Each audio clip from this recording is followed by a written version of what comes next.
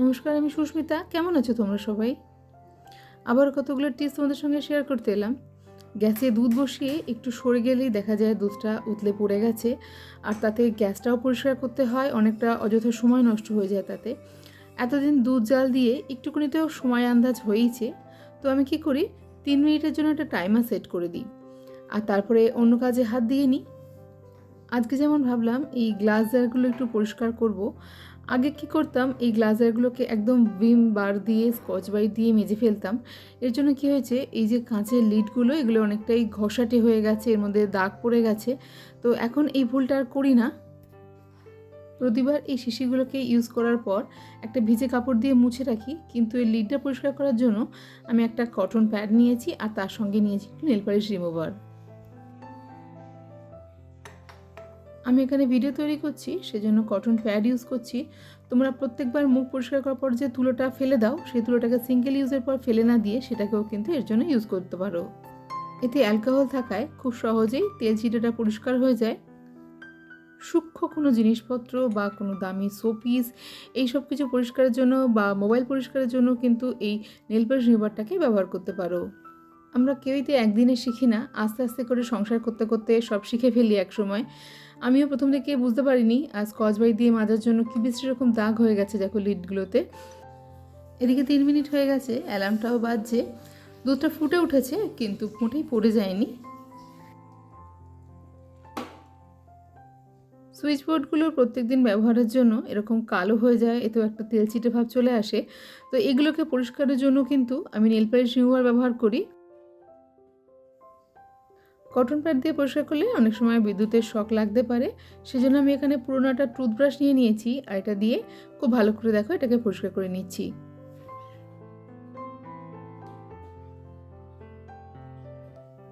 চলে আসছি নেক্সট টিপসে। আগে আমি কি করতাম, যখনই কোনো পার্সেল রিসিভ করতাম সেটাকে অ্যাজ ইট ইজ রেখে দিতাম, পরে এটাকে ওপেন করে দেখে নেবো এরকম ভেবে। আর এর ফলে কি হতো যে রিটার্নের যে টাইমটা, অনেক সময় দেখা যেত সেই রিটার্নের টাইমটা চলে গেছে, প্রোডাক্টটা ফেরত দিতে পারতাম না, এমন বহুবার হয়েছে আমার সঙ্গে। তো এখন কি করি, যখনই কোনো প্রোডাক্ট রিসিভ করি সঙ্গে সঙ্গে সেটাকে খুলে যদি কোনো ড্রেস হয় পরে দেখে নিই। আর এখন একটা বিছনার চাদর আমি অর্ডার দিয়েছিলাম, সেটা চলে এসেছে।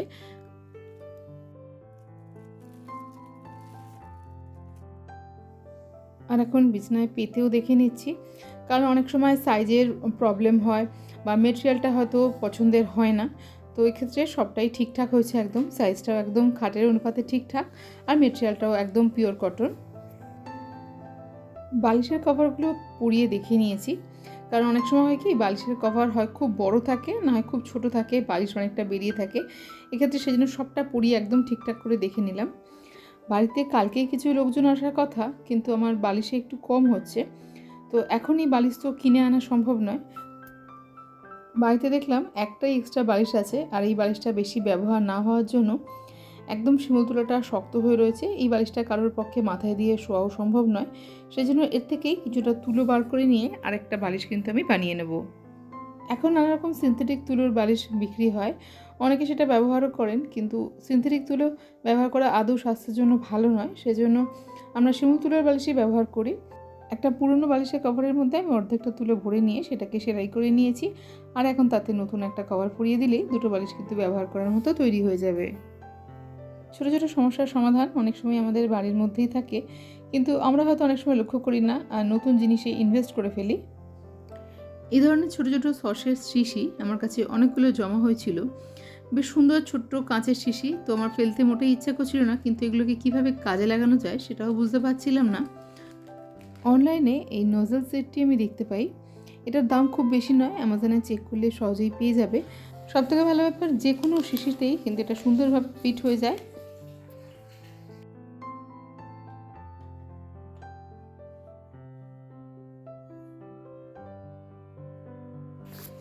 জিরে আর ধনে আমরা সমস্ত রান্নাতেই ব্যবহার করি। এক্ষেত্রে যেটা করতে পারো, জিরে আর ধনেটাকে 1:2 অনুপাতে একটা শিশিতে ঢেলে রাখতে পারো একসঙ্গে করে, মানে জিরে হবে 1 ভাগ আর ধনে হবে 2 ভাগ।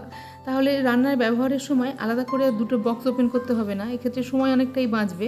পরের টিপস হলো, যখনই যে কাজটা করবে সেই কাজটা একদমই কমপ্লিট করে ফেলবে, যেমন আমি এখানে জিরে ধনেটা ঢেলেছিলাম, তার জন্য এখানে এই জিনিসগুলোর প্রয়োজন হয়েছিল। তো সঙ্গে সঙ্গে এই জিনিসগুলোকে জায়গা মতো রেখে জায়গাটাকে মুছে রেখে দিলাম। রান্নাঘরে আমাদের অনেক কাপড়ের টুকরোর দরকার লাগে, তো সেগুলো যদি হাতের কাছে গুছিয়ে রাখি তাহলে প্রয়োজন সময় পাওয়াও যায় আর দেখতেও পরিচ্ছন্ন লাগে।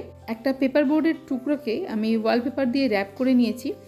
ডিআইওয়াইতে অনেক করি, তো তার থেকে যে বেঁচে যাওয়া ওয়ালপেপারের টুকরোগুলো ছিল সেগুলো দিয়ে আমি এটাকে র্যাপ করে নিয়েছি। আর সাইডে ফুটো করে তার মধ্যে ইনসার্ট করে দিয়েছি শুলেস, মানে পুরনো জুতোর ফিতে। দেওয়ালে একটা হুক লাগিয়ে নিয়েছি আর সেখানে এটাকে লাগিয়ে দিয়েছি। তো দেখো, একটা হালকা ফুলকা জিনিসপত্র রাখার র্যাক কিন্তু রেডি হয়ে গেছে। দুধ জাল দেওয়ার জন্য সবসময় আমি প্রেফার করি স্টিলের বাসন।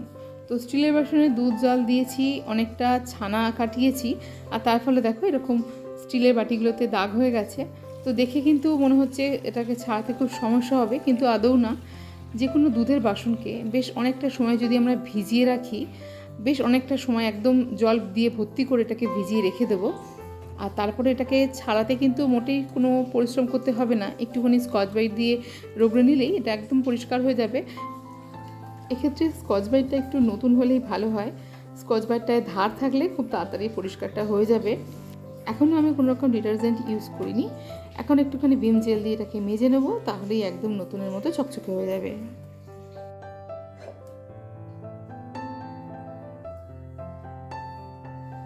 সিঙ্ক এরিয়াতে বা বাথরুমে যেখানে আমরা সাবান বা টুথব্রাশ এসব রাখি, সেই জায়গাটা কিন্তু সবসময় ভিজে হয়ে থাকে। তো আমরা কোনো একটা কিছুর উপরে যদি আমরা এগুলোকে রাখি তাহলে দেখা যায় যে সারফেসটা অনেকটাই শুকনো থাকে। আমি একটা পুরনো টিফিন বক্স ছিল, সেই ছোট্ট বাটিটাকে আমি এখানে ব্যবহার করেছি।